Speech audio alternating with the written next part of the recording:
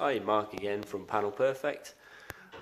Today we've got a BMW Z4 with a nasty gouge in the door. I will show you that now.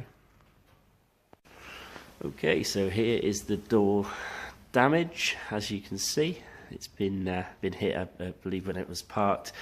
Really quite a deep dent. I have warned a customer that it may have stretched the metal slightly, but we are going to try and do the best we can. I have put pre-warning there may be a little shimmer or a little wobble remaining, but hopefully we can keep that to a minimum. But as you can see, very, very nasty damage.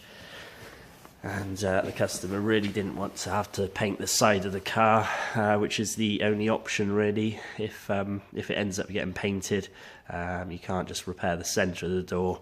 At the least, it would end up being a full door repaint, if not blending into the rear quarter panels. So let's see what we can do. Okay, so this is the BMW Z4 door that took a nasty swipe. As you can see, come out really well. There is a little shimmer, a little wobble there.